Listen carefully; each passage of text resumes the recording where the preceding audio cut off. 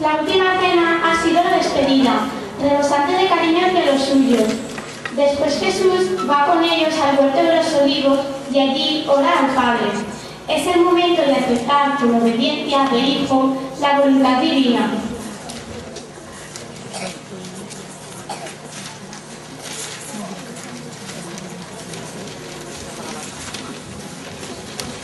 En momentos importantes de su vida, Jesús reza. Vuelve los ojos al Padre y entabla con Él ese diálogo lleno de confianza, ese diálogo de amor. Y ahora, en el momento decisivo, recurre a la oración. Es en la intimidad de la oración donde descubre, donde también nosotros descubrimos la voluntad del Padre. Por eso, Jesús ha gritado a los discípulos: «Mirad, llorad para no caer en la tentación». Pero ellos no saben ofrecerle el consuelo de su lado, al menos con la regalo. El apoyo de sus amigos, la visión de los tormentos de la muerte amarga, hace que el Señor sienta tristeza y angustia hasta sudar gotas de sangre. Vemos en toda su profundidad la humanidad del Señor, perfecto Dios y perfecto hombre, que ha querido entregarse hasta el final. Yo, que tantas veces hago mi voluntad y me olvido de ti, quiero pedirte la fuerza para poder caminar al Padre en los momentos de alegría o tristeza, de esperanza o desaliento.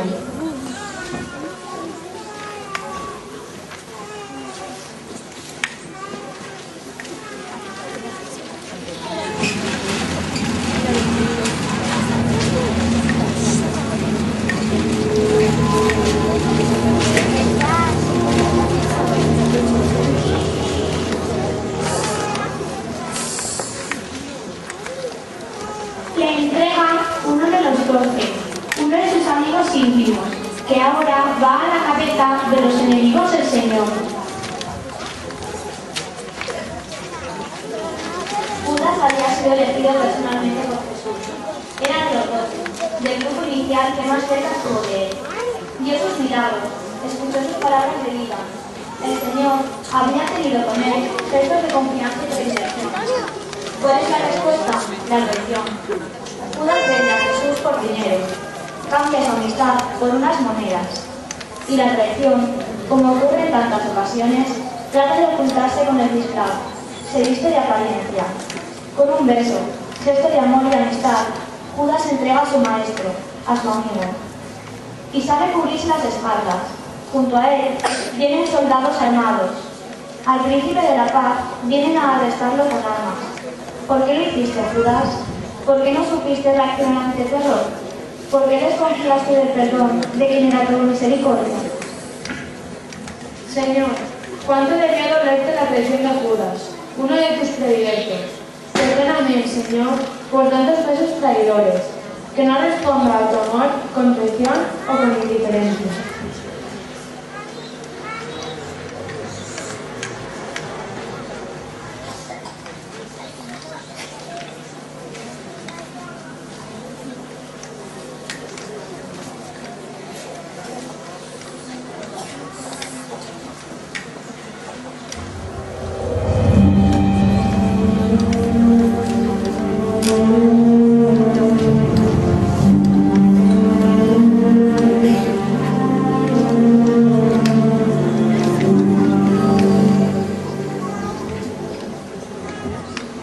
Los judíos principales buscan cómo deshacerse de Jesús y ahora se les presenta la ocasión propicia.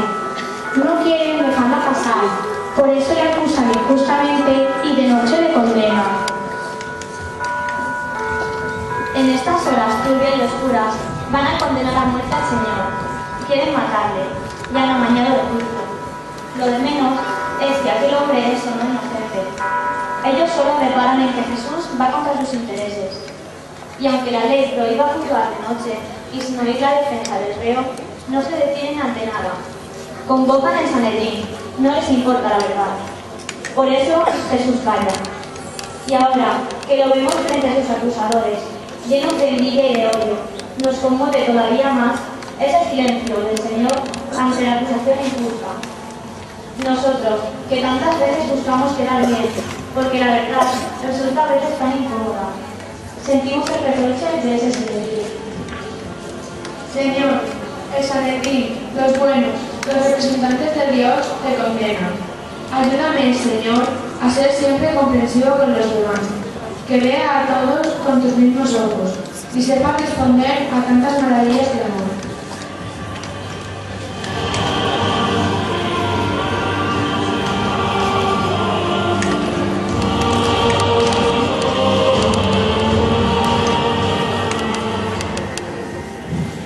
Jesús ahora necesita ayuda y Pedro flaquea.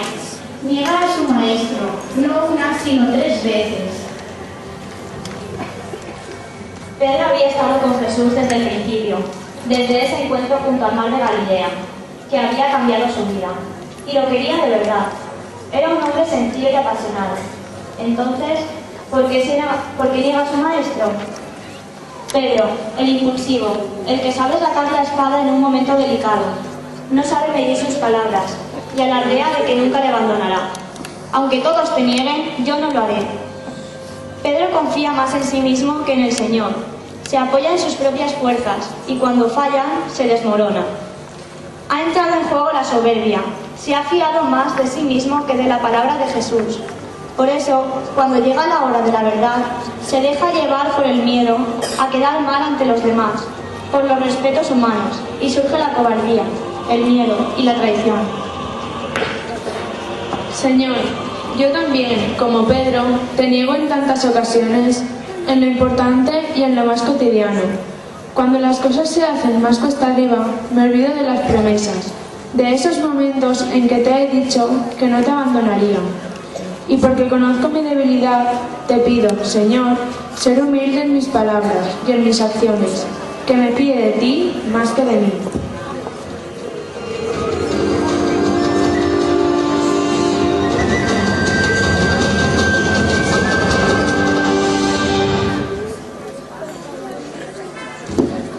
Los judíos han condenado a muerte a Jesús, pero tienen que ratificar la condena ante los romanos. Por eso recurren a Pilatos, el procurador romano, que ha de dar el consentimiento. Pilatos ve que le han entregado a Jesús por envidia, por rencillas religiosas. Se da cuenta de que no ha hecho mal a nadie, pero no hace nada por salvarle. Se lava las manos, porque eso le comprometería. Es la actitud de tantos que por no darse un mal rato tratan de pactar con el error, con el pecado. Señor, en ocasiones vemos claro lo que tenemos que hacer, pero nos preocupan tanto los juicios humanos que nos volvemos atrás. Que solo nos preocupe, Señor, acomodarnos a lo que tú quieras. Enséñanos a amar apasionadamente la verdad, venga de donde venga, porque la verdad siempre nos remite a ti.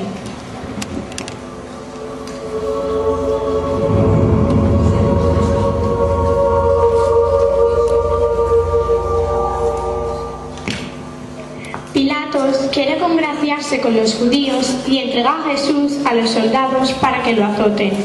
Para estos romanos es un buen motivo de entretenimiento. Y al que llaman el rey de los judíos le colocan una corona de espinas. Pilatos busca contentar a los judíos y entrega a Jesús a sus soldados, que lo desnudan y lo atan a una columna. Comienzan los azotes, sin asomo de piedad. Uno tras otro descargan sus golpes hasta quedar exhaustos. Se producen desgarrones, sufridos en un silencio que no sirve para conmoverlos. Se ve escarnecido, con una corona de espinas y con un manto de púrpura. Y así es, presentado por Pilatos, aquí lo tenéis, este es el hombre. Señor, te vemos mal y lleno de heridas. Nosotros, que tanto cuidamos nuestro cuerpo, quedamos conmovidos de tu entrega sin límites. Señor, enséñanos a vivir con humildad y pureza de corazón.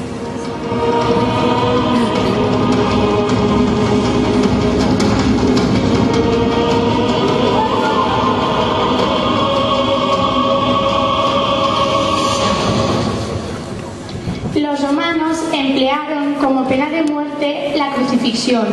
El reo de muerte